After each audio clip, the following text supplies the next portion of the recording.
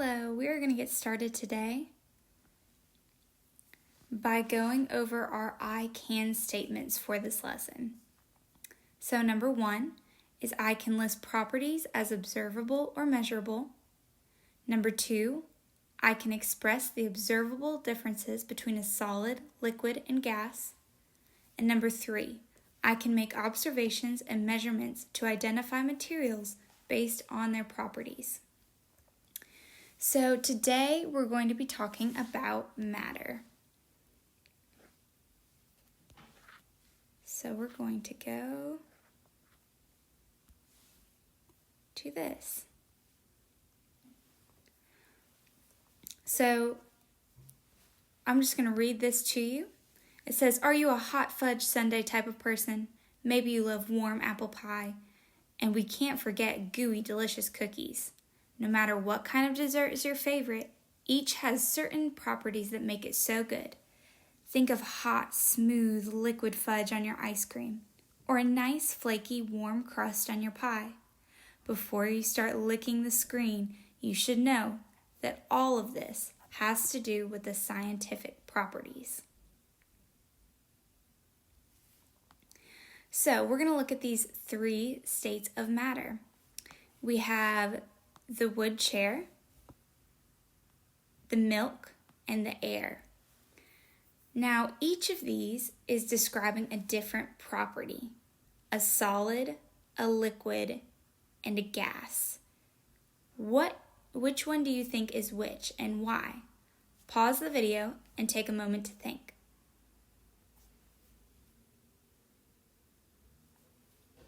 Okay, good job. The wood chair would be a solid, the milk would be a liquid, and the air would be a gas. Let's look at why. Solids, liquids, and gases are different, but you can definitely tell them apart because a solid is going to be compact, right? It has properties that hold it together. The liquid is going to be able to flow and move, okay? And then the gas is going to have particles that are jumping everywhere, okay? So you can't contain the gas unless you were to put it in a balloon or something of that sort. But otherwise, the gas would go everywhere, right?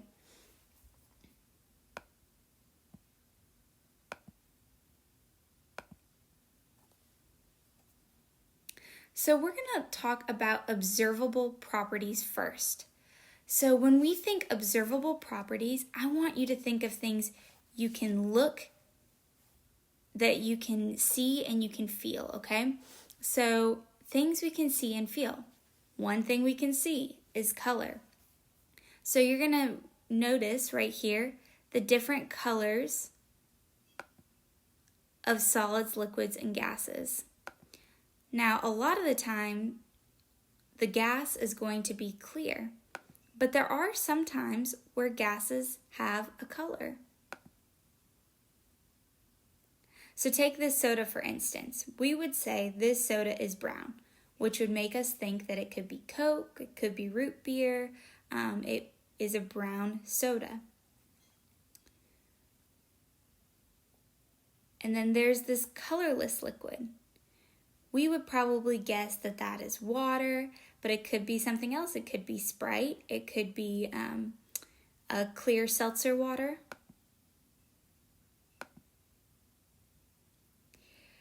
And then we can also observe texture. Texture is the way something feels when we touch it. We can say that this football I have here, it feels bumpy, right? We can feel the bumps on this brown leather football.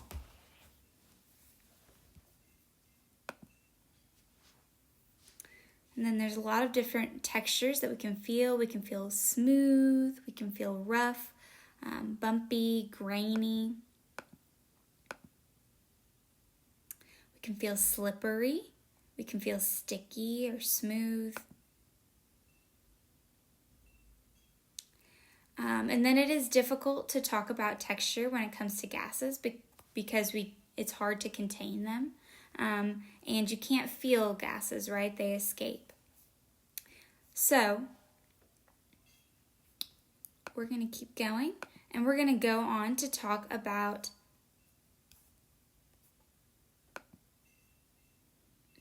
measurable properties. So observable properties are things that you're going to be able to see, touch, feel, right? You can tell this by examining the object. But when we get to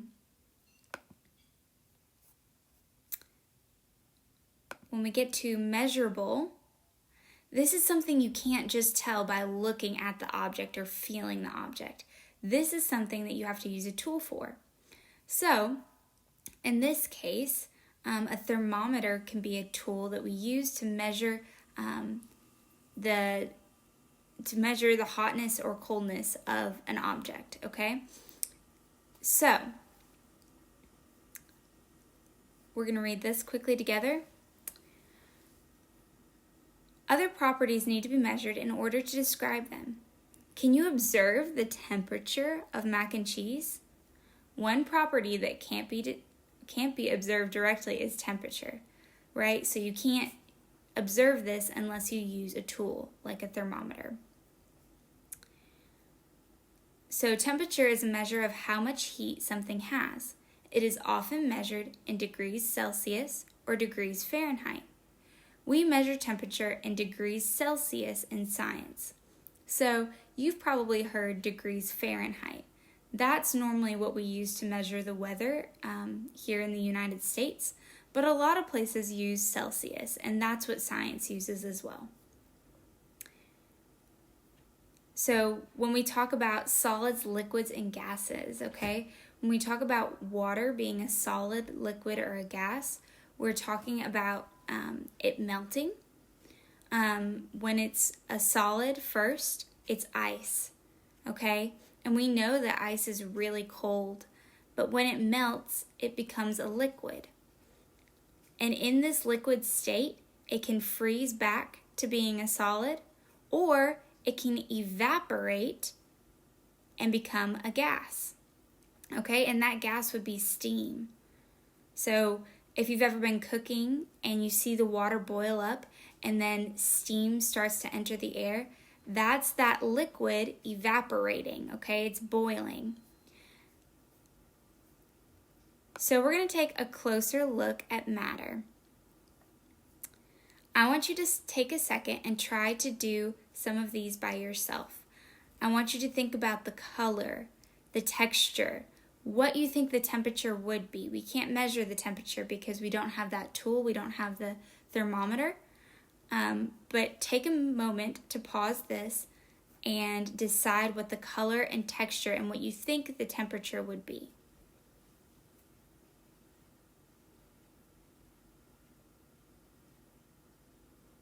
Okay, great. So water with ice, that would be a clearish color. If it had something in the water, it could be a different color, but as long as the water is clear, the ice is also going to be clear. The texture of ice is smooth, right? Unless it freezes on something that's not smooth, and then it would be rough. And then the temperature would probably be 0 degrees Celsius. The liquid soap, okay, when we're talking about liquid soap, it's going to be slimy. That would be the texture. The color, it depends, right? It depends on what kind of soap you have. Sugar is white. The texture is going to be grainy. And then soil would be, it could be a lot of different things. It could be rough, it could be soft for the texture, and then the color is going to be brown. And with each of these, you can guess the temperature. Try to guess it with Fahrenheit, something that you already know the temperature of, and then you can look up what it would be in Celsius.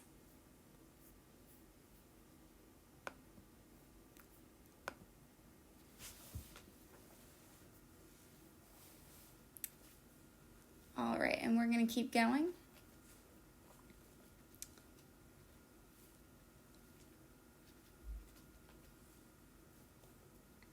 Okay. So now we're going to go and see some other properties, okay? So here we have salt and pepper.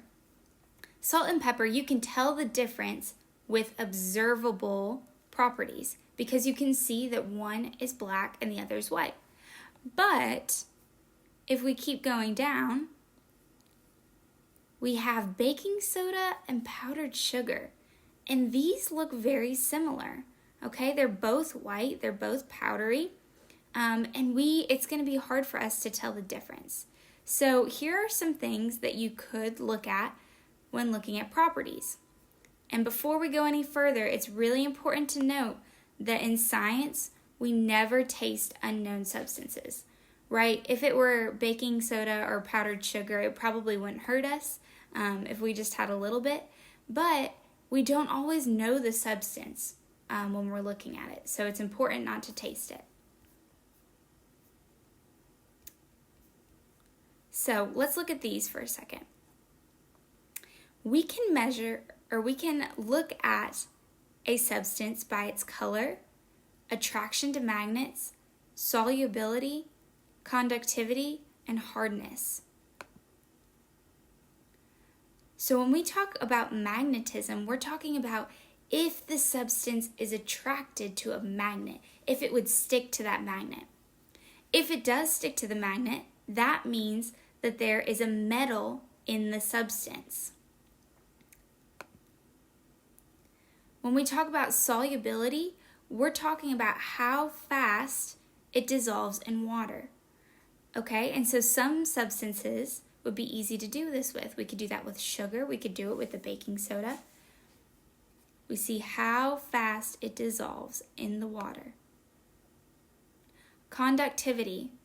That is a property that expresses the ability for electricity to pass through it.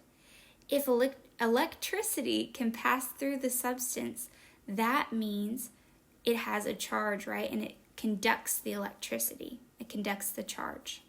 So we see that in a circuit, okay? In this picture right there.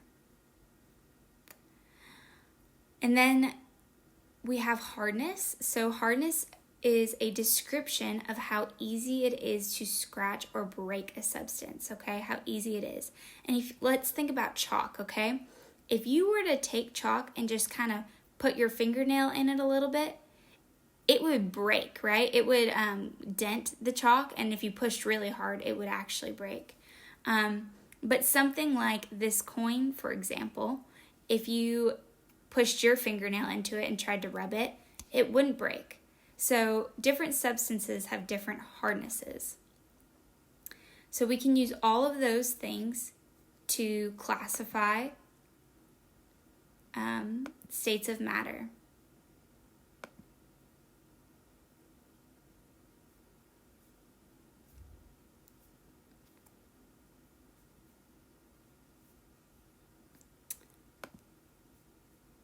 Okay, so if you're doing this on your screen at home, you're going to need to pause it and answer the question, and then I will select the correct question. So it says, what am I? I'm white. I'm soft and bumpy. I'm often rectangular. I soak up liquids. Is that paper towel, sugar, glass, or ice?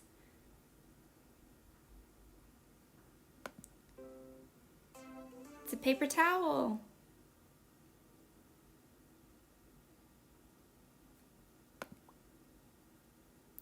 What am I? I'm colorless. I'm a gas and air. I'm a basic need of all plants and animals. Am I steam, water, iodine, or oxygen?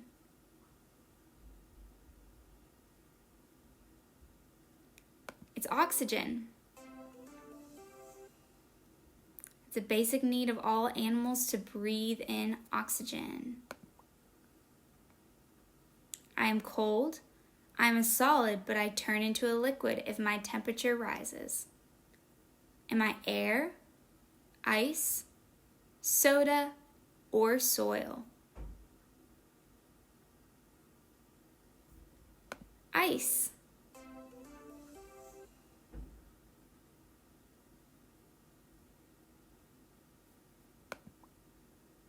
What am I? I am white.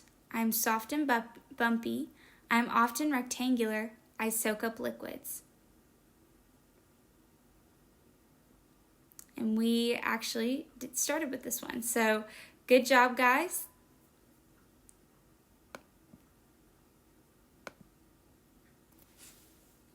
All right, and we're going to finish off for today. So hopefully you've learned our I can statements, that you can list properties as observable or measurable. Let's remember, when they're observable, we can touch them, so we can feel it, or we can see the differences, okay? So it's something that we can observe ourselves. But measurable has to be done with a tool. So that's like temperature, knowing how hot or cold something is. I can express the observable differences between a solid, liquid, and gas. Okay, so we think about the observable differences. A solid is going to be compact, it's going to be all together. A liquid is going to flow, and a gas is going to be around in the air unless we contain it. And then lastly, I can make observations and measurements to identify materials based on their properties. So you can make those observations and identify what the material is. So, for our optimistic closure, I want you to think about something you can observe. We're going to make this a little bit bigger.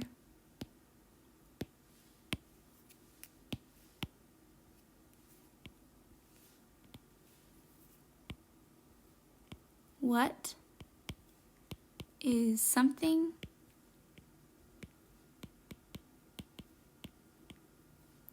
you can observe? So look around you in your house and think about what something you can observe with your eyes, touch, feel with your fingers could be. And then I also want you to think about, what is something